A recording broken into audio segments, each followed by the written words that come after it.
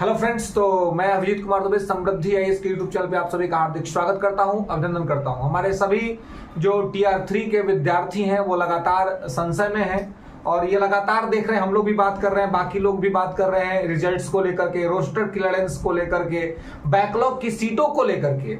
और ये लगातार इस पर जो है इतनी सारी बातचीत होने के बाद भी सरकार के कान पे जूं नहीं रेंग रहा है और सरकार इस पर कुछ भी बोल नहीं रही है।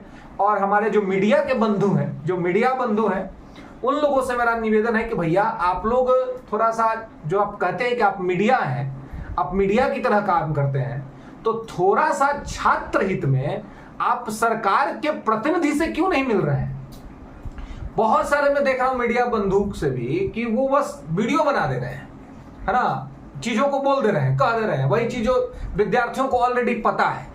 जब आप ये कह रहे हैं कि आप मीडिया में हैं, आप मीडिया की तरह काम कर रहे हैं, तो आपको शिक्षा मंत्री से जाकर के मिलने में क्या दिक्कत है? आपको सरकार के प्रतिनिधियों से मिलने में क्या दिक्कत है? आप तो जा सकते हैं ना, आप जाइए, अब जाकर के वहां से खबर लेकर के आइए। और अगर आपको जाने में असुविधा हो रहा है अकेले, तो आप, हम बोल रहे हैं, आप हमसे संपर्क कीजिए, हमको बताइए कि सर चलना है, अध्यक्ष चलिए हम आपके साथ चलते हैं। हम जो भी मीडिया के बंधु हैं वो हमसे संपर्क करें और वो शिक्षा मंत्री साहब से जाना चाहते हैं, सरकार के यहाँ किसी भी प्रतिनिधि से मिलना चाहते हैं, तो चले, हम इन्फॉर्म करें, हम चलते हैं साथ में छात्रों के लिए। क्योंकि आप जो है ये लगातार केवल कि ऐसे हो रहा है, वैसे हो रहा है, और फिर बदल भी जाते हैं, कोई अपडेट आएगा, हमने ऐसा कहा था, ऐसा हो गया, जबकि उनका पीछे का ब्रेक आप खंगाल के देखिए तो मालूम चला कि वही बात कहे थे।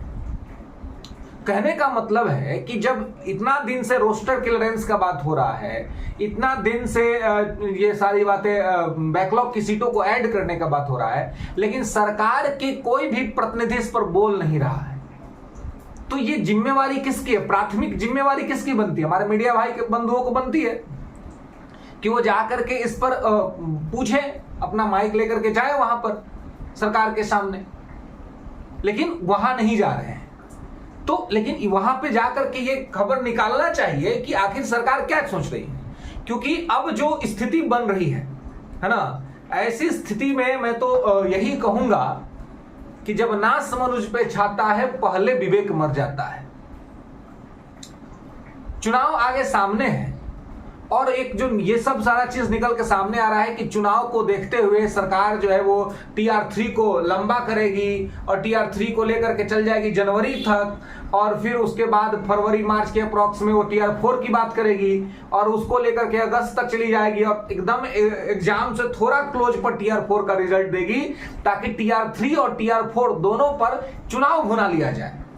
लेकिन मैं सरकार को यह कहना चाहूंगा, व्यवस्था को यह कहना चाहूंगा कि साहब, विद्यार्थी मूर्ख नहीं है। अब वो समय नहीं रहा कि आप विद्यार्थी चीजों को समझ नहीं रहे हैं। अगर उनके हित में निर्णय नहीं लिया गया तो चुनाव का रिजल्ट जो है वो इंपैक्ट हो सकता है। विद्यार्थियों को नॉन सीरियस लेना ये सरकार के लिए मतलब अच्छा साबित नहीं हो सकता है। सरकार को चाहिए कि विद्यार्थियों के जो मुद्दे हैं उस पर आंदोलन भी हुआ, 1 कैंडिडेट 1 रिजल्ट को लेकर के तो आंदोलन हुआ, बड़ा आंदोलन हुआ। हालांकि वो उसे भी सरकार ने सक्सेसफुल नहीं होने दिया और आंदोलन के जो नेता थे उनको पकड़ के जेल में बंद कर दिया गया। सुबह आंदोलन बिखर गया और आंदोलन का कोई वर्डिक्ट नहीं आया, आंदोलन पर कोई सरकार का फैसला नहीं आया, कोई बातें नहीं हुई। उसके बाद से लेकर के लगातार बैकलॉग सीट एक बड़ा मुद्दा बना रहा। तो हम तो यही कहेंगे कि देखिए, अगर आपको जो है इस तरह से चीजें हो रही है और कुछ क्लियर नहीं है, तो एक बार फिर से आंदोलन की आवश्यकता है। और आंदोलन अब केवल बैकलॉग के लिए नहीं, बैकलॉग और डॉक्यूमेंट वेरिफिकेशन दोनों, 1 कैंडिडेट 1 रिजल्ट, हम बार बार कर रहे हैं कि 1 कैंडिडेट 1 रिजल्ट पर सरकार जो है वो हमेशा से एक ये कहते रही कि हमें उसमें दिक्कत होगी, समस्याएं होगी। तो हम लोगों ने यहां तक कहा कि अच्छा ठीक है, आप टीआर 3 में 1 कैंडिडेट 1 रिजल्ट अगर लागू नहीं कर सकते हैं तो टीआर 4 में लागू करिएगा नया सिरा से। लेकिन टीआर 3 में आप कम से कम डॉक्यूमेंट वेरिफिकेशन तो पहले कर सकते हैं ना। और टीआर 1 टीआर 2 का खाली बैकलॉग सीट को ऐड करने में क्या दिक्कत है? बैकलॉग तो ऐड कर ही सकते हैं ना, आपको बैकलॉग ऐड करना है ना, आपको जो है सो ये सारी चीजों को करना है। डॉक्यूमेंट वेरिफिकेशन पहले कराना है, और ना ही रिजल्ट को लेकर के कोई चीज हो रही है। और रोस्टर क्लियरेंस भाई मेरे को समझ नहीं आ रहा है, और एक आध दो ज्ञानियों को तो मैं रोज देख रहा हूं यूट्यूब पर आकर के, रोस्टर क्लियरेंस में इतना टाइम लगता है, रोस्टर क्लियरेंस में इतना टाइम लगता है, समझाते रहते हैं विद्यार्थियों को, छात्रों को, इतना टाइम लगता है। अरे भैया ये कौन सा टाइम है? 38 जिला है बिहार में, ये 3800 वर्ष लग जाएगा क्या रोस्टर क्लियर होने में? इवन लगभग पिछले महीने में ही ये क्लियर हो गया था, पिछले महीने में ही क्लियर हो गया था। सुप्रीम कोर्ट ने जब खारिज कर दिया था 65% रिजर्वेशन का मैटर, तो ये क्लियर हो गया था कि वो तो नहीं होगा, तो 50% पर ही रिजल्ट देना था। तो 50% पर रिजल्ट का जो रोस्टर क्लियर हुआ तो वो सिस्टम हो गया। अभी तक ये जो है सो क्लियर नहीं हो पा रहा है। सरकार अगर चाह देना पूरे मनोयोग से तो कोई काम 2 दिन में करा सकती है, 2 दिन में। 2 days more enough for government, बहुत ज्यादा है सरकार के लिए, अथॉरिटी है ना सरकार के पास। आज अगर नीतीश जी का फरमान निकल जाए कि आज करके दो हमको, देखिए तो सारा जिला के आईएएस टाइट हो जाएंगे तुरंत। सारा जिला के आईएएस डीओ को कहेंगे भाई जल्दी से सारा चीज करके दीजिए, हमको रिपोर्ट देना मुख्यमंत्री को। और रोस्टर क्लियर होने में इतना टाइम लग जाएगा जी।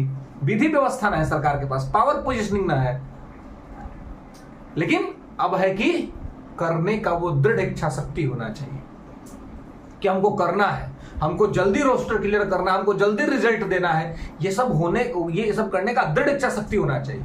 लेकिन ये जो न्यूज सब निकल रहा है कि नहीं ये चुनाव तक जाएगा, आगे चुनाव तक इसको ये किया जाएगा, तो कहीं ना कहीं इससे विद्यार्थी युवा वर्ग काफी असंतुष्ट होगा, और युवा वर्ग असंतुष्ट रहेगा तो इसके चुनाव पर नकारात्मक परिणाम देखने को मिल सकते हैं। इसलिए सरकार से मेरा ये अनुरोध है, विनय है सरकार से कि छात्र हित में घोषणा कीजिए। बैकलॉग का सीट मुंह बंद मत रखिए, बैकलॉग के सीट पर जो है सो घोषणा कीजिए कि बैकलॉग का सीट आप जारी करने जा रहे हैं। ये घोषणा कीजिए कि बैकलॉग